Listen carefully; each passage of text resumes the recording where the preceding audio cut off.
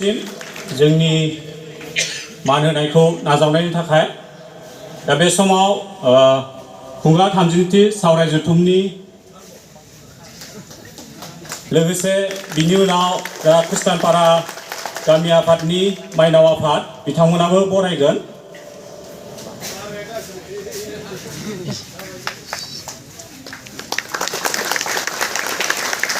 साबायखर थाबाय सार बिथांनिसिम जोंनि बरायनायखौ नाजावनायनि थाखाय। सारजों लोगोसे गोबां आलासि बिथांमोना मोनफैनो हादों।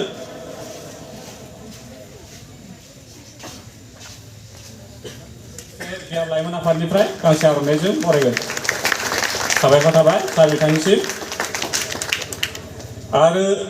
सारजों लोगोसे सासे समाज सिबियारि मानगोनां सानि बर' सार बिथांखौबो गावनि सिनायथिखौ होनो थाखाय गुरै खावलायबाय। लोगोसे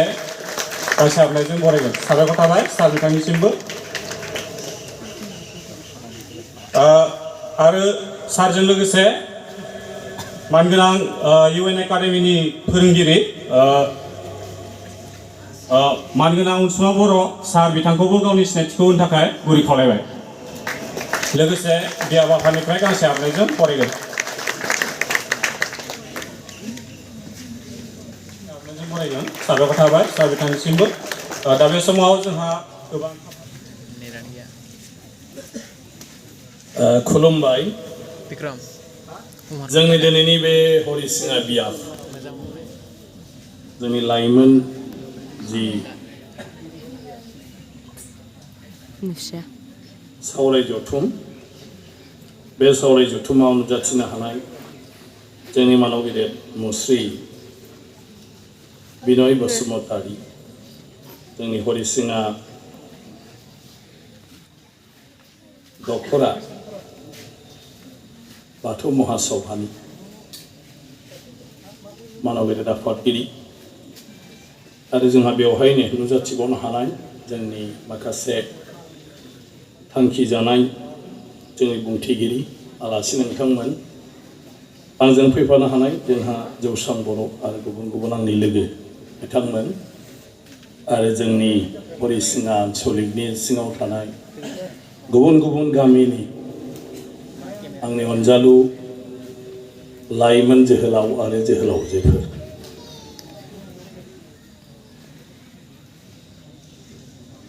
बे मोनसे बेसेबांबा ओंथि गोनां आरो गिदिरथार हाबाफारि, जेराव जोंनि लाइमोनफोरखौ लानानै जयैनो धोरोमनि सायाव माखासे बिथिंखौ गियान होनो थाखाय बा मोनथिहोनो थाखाय जि मोनसे सावराय जथुम हिसाबै बेवहाय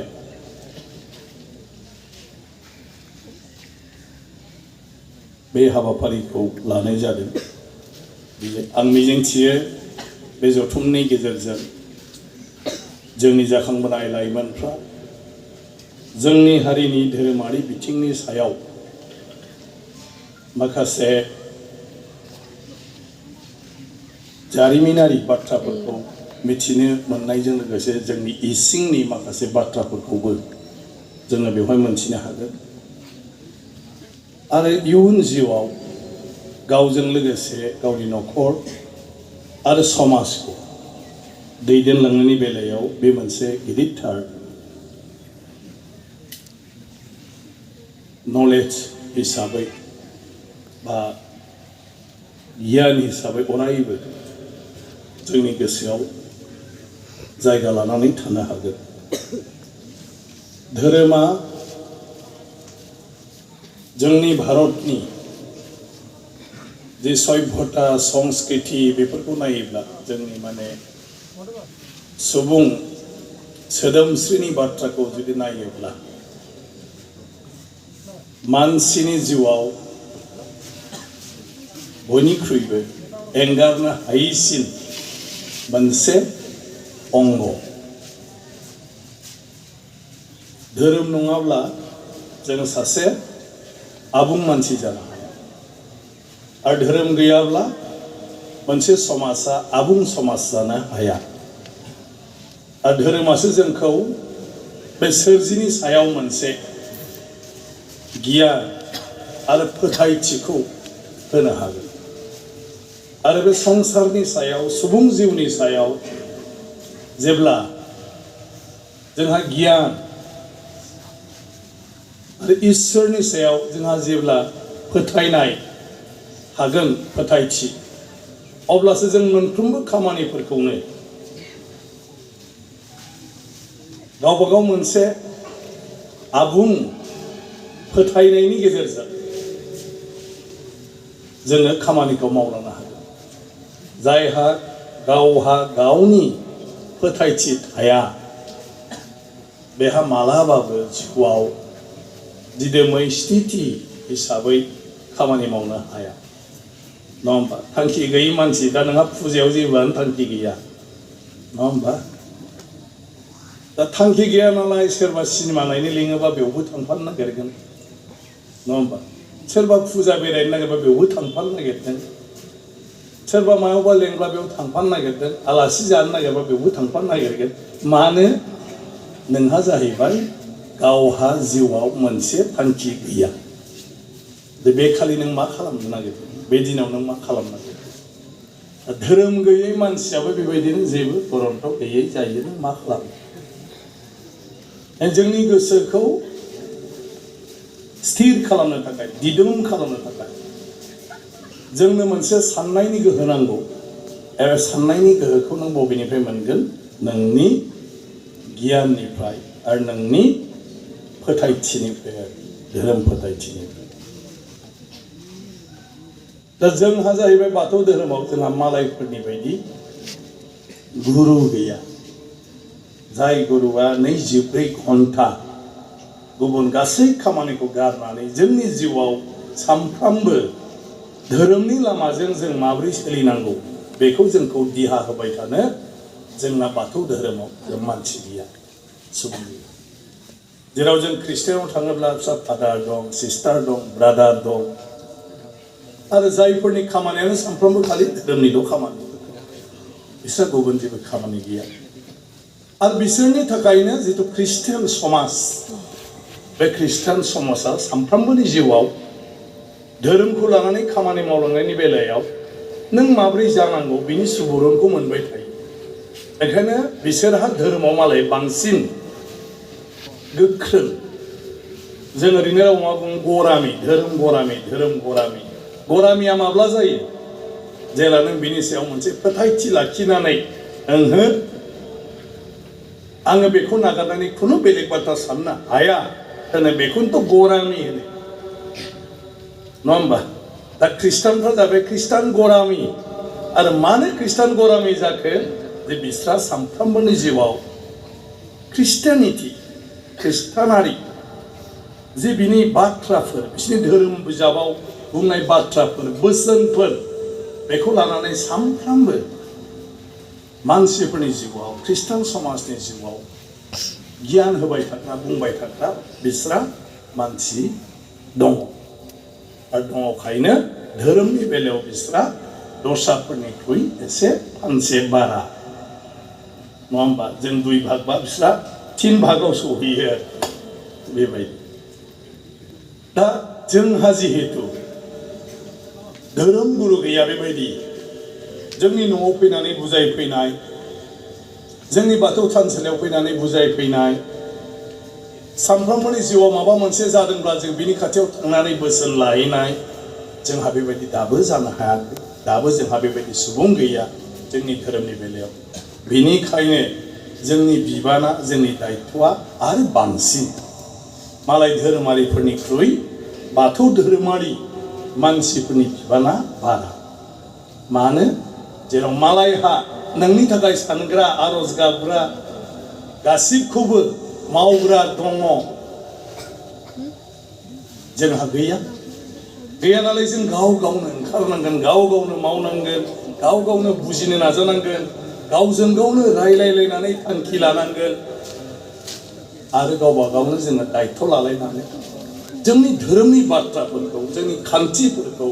जों मानिलायनानै सोलिलांनांगोन होमब्लासो जोंनि धोरोमखौ आब्रुथि गोनां हिसाबै जोंनि समाजनि बिथिङाव जोङो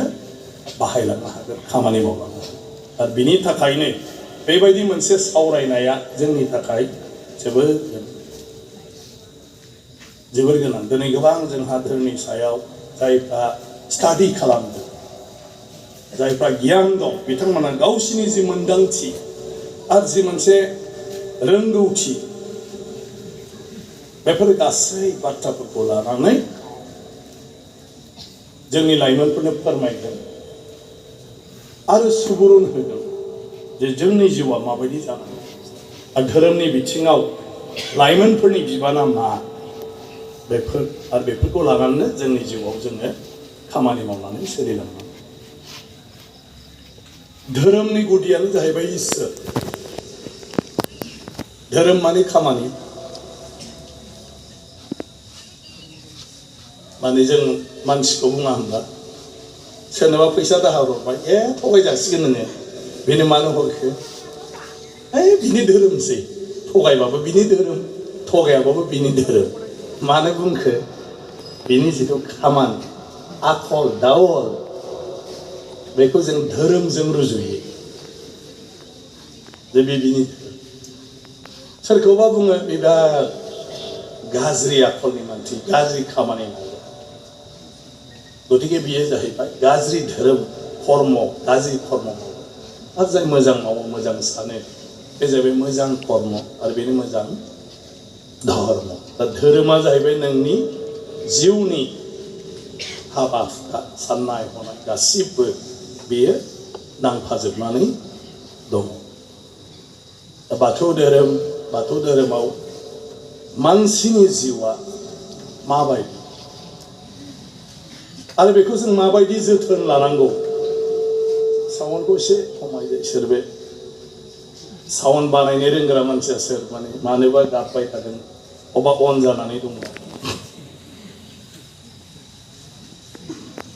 धोरोमनि बेलायाव जोंनि जिउनि सोमोन्दै जोंनि समाज बेबस्था बे संसारनि सोमोन्दै गासिबनिबो फोरोंनाय दं फोरमायथि दं आरो बेजोंनो जों संसारनि सोमोन्दै मानसिनि जिउनि सोमोन्दै जोंनि समाजनि सोमोन्दै आरो जोंनि बिबाननि सोमोन्दै जों मोनथिनो हायो बुजिनो हायो दा जोंनि धोरोमानो बेनो नालाय धोरोमनि गेजेरजों जों बेखौ बुजिनानै लानानै खामानि मावलाङोबा जोंनि जिउआव गोरोन्थि गैयाजासे हयथ' जों आवगायलांनो हागोन आरो जोंजों लोगोसे साखाथि फाखाथि थानाय मानसिफोरखौबो जोङो अनलायनायनि गेजेरजों खौसेयै समाजनि मोजांनि थाखाय सुबुं समाजनि बे संसारनि मोजांनि थाखाय जोङो हयथ' खामानि मावलांनो हागोन मोजाङा बयनिफ्रायबो जानांगौ आंनिफ्रायबो जानांगौ नोंनिफ्रायबो जानांगौ सासे मानसिनि मोजांजों माब्लाबाबो न'खराबो मोजां जानो हाया ओनसोलाबो मोजां जानो हाया गामियाबो मोजां जानो हाया गतिके बयबो मोजां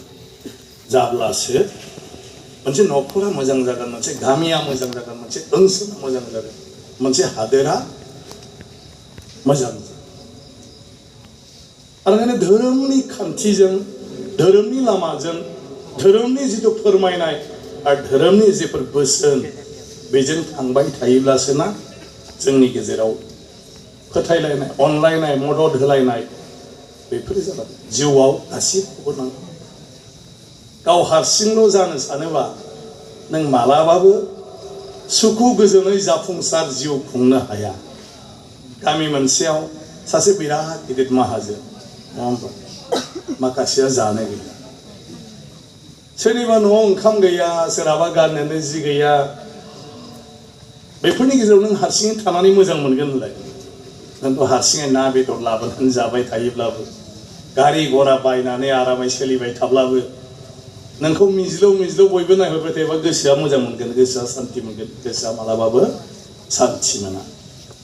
नोंहा आंखाल गैया मालाया सिखाव सिथुम जायोब्ला नों गोजोन मोनगोन नोंनि खाथियाव नांलाय खमलाय बुलाय सोलाय जाबाय थायोबा बयबो नों सान्थियाव थानो हागोन नों हाया मालाबा सान्थियाव थानो गोजोनाव थानो ओंखायनो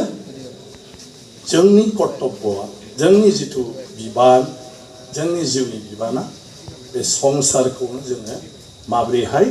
गोजोन खालामनो हायो माब्रैहाय जोङो मोजां लामाजों लांनो हायो जाहाथे बयनिबो जिउआव गोजोन फैयो ओंखायनो धोरोमनि बाथ्राखौ जोङो बयनिबो फोरोंनांगोन दा दिनै गासै लाइमोनफोरखौनो मोनदों बोराय बुरिया जि जाबाय जोंनाव दाबो बैसो जानाय मानसिफ्रा धोरोमनि बेलायाव गोसो मोजोमनानै जों बयबो खामानि मावनो हायाखै जों बयबो फालिनो हायाखै दाबो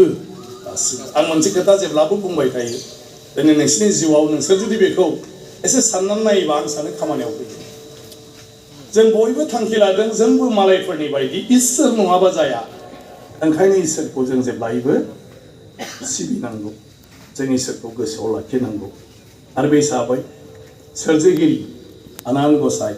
आफा बोराइ बाथौखौ जोङो सानफ्रोमबो मंगलबार खालि आर'ज गाबनायनि मोनसे राहा लादों थांखिया मा बे मुलुगाव इसोर नङाबा जेबो गैया जेबो जाया जों जेबोआनो नङा इसोरासो जोंखौ सोरजिदों आनान गसाइ बोराइ बाथौआसो जोंखौ सोरजिदों आरो बिनि इस्सानि अनगा जों जेबो खालामनो हाया जेबो जानो हाया बिनि सायावसो ओंखायनो आफा इसोरखौ जोङो जेब्लायबो मान होनांगौ जों सिबिनांगौ जों खुलुमनांगौ जों बेखौ साबायखर बावनांगौ जोंनि बे एसेबां मोजां जिउखौ होनायनि थाखाय आरो ओंखायनो जोङो मोनफ्रोमबो मंगलबारावनो आर'ज गाबनो थांखि लादों बर' मानसिफ्रा बाथौ सिबियारि मानसिफ्रा नाथाय जों मा नुयो आर'ज गाबनाय समाव जोंना फ्राय गामियावनो सम मोना सोलाबा आर'जसालियाव जों फैया मंगलबार खालि जोंहा जुदि गामि मोनसेयाव 30 न'खर 40 न'खर दङब्ला जोंहा 15 जन गाहामल' मानसि फैयो 20 जन गाहामल' फैयो न'खराव सासे फैयोब्लाबो 40 सा जायो नाथाय बेबो जाया आरो आर'ज गाबनायाव फाला रानलायो जों न'आव जुदि बिफाया फैबायबा बिमाया फैला बिमाया फैबायबा बिफा फैला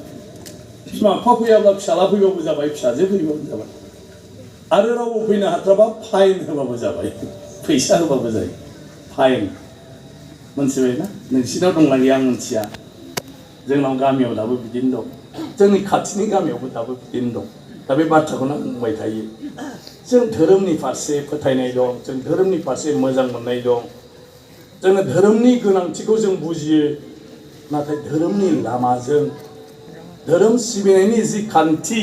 जों दा बाथौइजम होनबाय थायो बाथौआरि बे इजोमा जेबो नङा इजोमा जाहैबाय जोंनि धोरोम फोथायनायखौ लानानै जोंनि जेफोर खामानि दामानि आखल दावल बे गासिबो बाथौइजोमा आरो जों बे हिसाबै गावखौ सिनायथि होजानो लुबैयो दा जों मानि हिन्दुनि मुङाव सिनायथि लानो जों बाथौआरि हिसाबै सिनायथि मोननांगौ बेखौ दैदेनगिरिफ्राबो नाजागासिनो दं नाथाय जों जुदि जिउआव धोरोमनि बेलायाव मंगलबाराव सानसे आर'ज गाबनायखौनो जुदि फालिनो हायाबा जोंनि बाथौइजोमा बबेनिफ्राय गनायथि मोननो नङा होमबा जोंनि बाथौआरि बेखौथ' मंगलबारावनो मिथियो मानो मिथियो जे थानसालियाव थाङालासिनो बेयाव खाबा हाथायाव थांदों खाबा बेरायहैदों सोरहाबाथ' हिन्जाव नायलायनायनिबो प्रब्लेम लाबावो जेबो नङा जागोन दे जोंना सासे ओरै थांबानो जागोन बाखिया फैना रायज्लायबाय थानो हागोन आं माने जों ओरैबायदि जोंनि समाजाव दाबो ओंखायनो बेबायदि जुदि जायोब्ला धोरोमनि गेजेरजों जोंनि समाजनि खान्थिखौ जों लाखिलांनानै जेरैबायदि जों मोनसे रिजाल्ट मोननांगौ फिथाइ मोननांगौ जों जेखौ हास्थायदों बे जानाय दा ओंखायनो आं जों बोराइफ्रा जोब्बाय बुरि बुरिया जोब्बाय नोंसोर हागोन ना हाया नोंसिनि समाव नोंसिनि रायजो जानाय समाव मंगलबार खालि रावहाबो नैथि हाबाफारि थानो मोना बयनिबो थांखियानो मोनसेल' जे बे खालि आनान गसाइ सोरजिगिरि आफा बोराइ बाथौखौ मुं लानांगौ बिनि मुङै जोङो बयबो आर'ज गाबनांगौ आर'जआव बयबो बाहागो लानांगौ जों बयबो बाथौसालियाव थांनांगौ बेबायदि जोङो जानो हानांगौ दा ख्रिस्टानफ्रा रबिबार खालि प्रेयार खालामो ख्रिस्टानफ्रा नङा होमबा आरो बे खालि बिसोर खामानि मावो जेबो ओंथिया मानो ओइदिन बिसोरो बे सानसेखौ इसोरनि मुङै बेखौ दोनदो बे खालि आरो रावनिबो नाम लाया ओंखायनो बिसोर जेबो खामानि मावा बे खालि जुदि खामानि मावो अब्ला बिसोर दस्रानि नाम लाफ्लाङो मिथिबाय दा सोरनियावबा माबा खालामोबा नों दा हाजिरा मावहैनोसै नों फैसा बिना मालिकखौ होनफ्लांगोन ना होनफ्लाङा नोंनो इसोरलै होननानै बुजिबाय नों नङाबा आंहा दिनै ओंखाम बोथिनायानो गैया ओंखायनो जाहाथे इसोरनि सोलाय मालायखौ इसोर साननाङा आरो न'आव माबा मोनसे खामानि मावोबा हे दिनै ओरैलै नों नङाबा जाला इसोरखौ दोनथ'नाय जादों जायाखै बेखौसो गुरुत्व होनाय जादों जायाखै ओंखायनो खृष्टानफ्रा ओरैबायदि खामानि मावा जाय खामानिनि थाखाय इसोरखौ दोननानै मालायखौ ओइदिन गिदिर मान होफ्लाङो गिदिर सन्मान होनांगौ बेनिखायनो खृष्टानफ्रा रबिबाराव खामानि मावा खालि बिसोरो प्रेयार खालामनानै ओरैनो थायो प्रेयाराव जि इसोरनि नाम लाबाय आरो सानसे इसोरखौ गाबज्रियावबो गाबज्रियाबाबो नाथाय आरो मालायखौ गाबज्रिनायाव गैया रबिबार खालि मोनथिबायना जोंहा बिदा गिदिर दंमोन रेवरेवा नार्जि हारि इएम दुलाराय बर' फरायसा आफादाव आं लेङाइ गाहाय नेहाथारि बिथाङा BPSCनि कनभेनर चिफ कनभेनर आरो जोंना एबसुनि रिजलिउसन बायदिसिनाफोरखौ इंराजियाव बिथाङा एसे ड्राफ्टखौ खालामबाय थायोमोन आरो बे आदा रेवरेवा नार्जि हारिखौबो रबिबार खालि मेम'रेन्डामबो लिरहोनो हाया जोङो बुजिबायना मेम'रेन्डामखौबो लिरहा बियो रबिबाराव हामालै मोना होननानै आंना मोना आं खायदा खुयदा खालामनानै सिफाय होयोमोन बेखौ गेजेर गेजेर बे रावबो मोनथिया होननानै खृष्टानफ्रा नोंल' अब्ला बेफोर बाथ्राफोरखौ आं बुजिदों आरो जे मानो ओइ दिन बेलेग हाबाखौ मावनो मोना खृष्टान धोरोम गुबुन हाबा मावनो मोनैनि कारनानो जाहैबाय दस्राखौ ओइ दिन इसोरनिख्रुइबो देरसिन होननानै गुरुत्व होनाय जायो साननाय जायो ओंखायनो बे दिना इसोरनि नामै दोननाय दिन रबिबारा ओंखायनो बे दिनाव बिसोरो इसोरखौ प्रेयार खालामनायनि अनगा बेलेग खामानि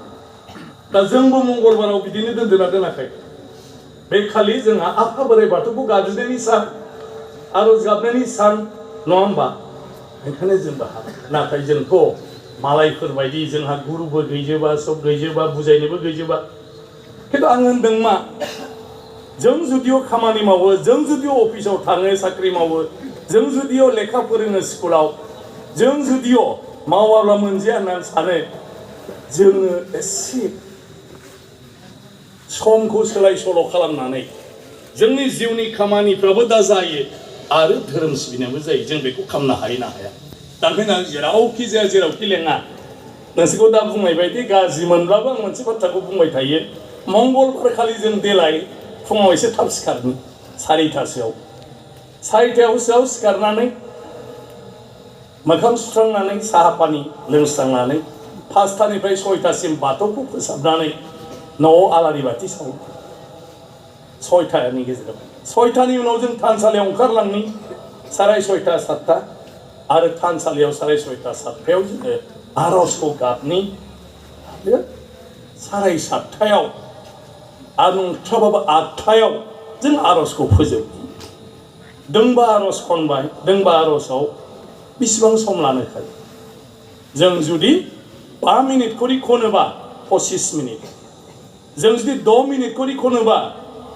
31 मिनिट होमबा होमब्लाबो जोंना रायलायलायो दे माखौ खननो दे बेखौ बोदला अबे पेजआव बेयावनो जोंना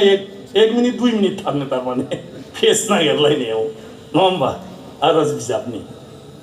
बिनि थाखाय जों हमना लादो 1 घन्टा थांबाय आरो मा खिन्थु आं होनदों मा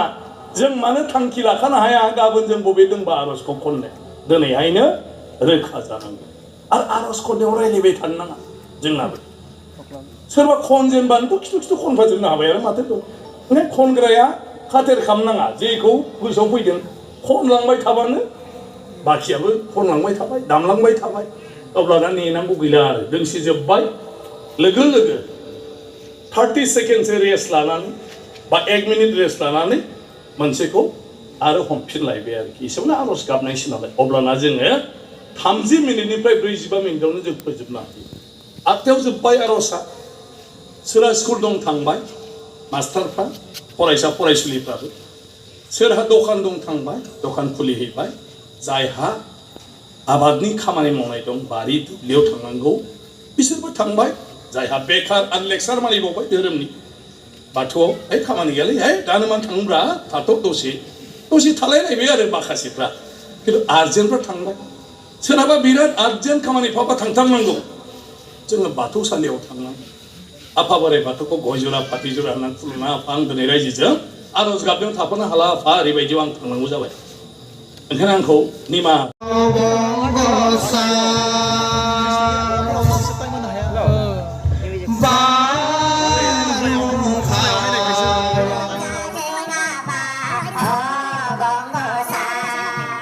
फेब्रुवारियाव हायार सेकेन्डारि फाइनाल जागोन फेब्रुवारियाव नङा होमबा डिग्रिफ्राथ' सेमिस्टार जागासिनो दं 6 मास नङा होमबा जेब्लायबो गतिके जों जेब्लायबो आलारि बाथि सावनानै दिनांगौ जे आफा जोंथ' जेबो रोङा जों जेबो मोनथि रोङा गतिके जोंनि बायदिसिना रोङैखौबो दाय हमाजासे निमाहा बिनानै जोंनि फिसाखौ जाहाथे जि आनजाद फैदों बेवहाय मोजाङै मोजां बारहोयो बे हायैखौबो हानाय गोहो हो आफा बे बुजियैखौबो बुजिनो हानाय गोहो हो आफा बे रोङैखौबो रोंनो हानाय गोहो हो आफा गासैबो जेथो गोनां सोंथिफोर फैब्लाबो आफा थं थङै बियो बुजिनो हानाय नों खालामनानै हो आफा नों नङाबा जेबो गैया जों आरो बेबायदिनो आंनि फिसाखौ जाहाथे आनजादाव मोजाङै बारग'होयो उथ्रिहोयो आफा आंहा सिमां दं फिसाखौ डाक्टार खालामनाय मानसिफोरखौ सिबिहोनाय आफा नाथाय आं लुबैमालाय अबाव जानो आफा नोंनि आशीर्बाद नङाब्ला जों बिदि बुंबाय थालाय लासै फिसाखौबो जोङो सोंनो लुबैगोन आइ फरायनाय माबायदि आफा माबायदि फरायनाया फरिखाया जागौ नोंहा फरायनाया बेसेबां आवगायदों सोंनो लुबैयो आरो बेबायदि बिमाजों बिफाजों फिसाजों फरायनायनि खोथाखौ जुदि मोजाङै रायलायलायब्लानोथ' टिउसन नांगौ ना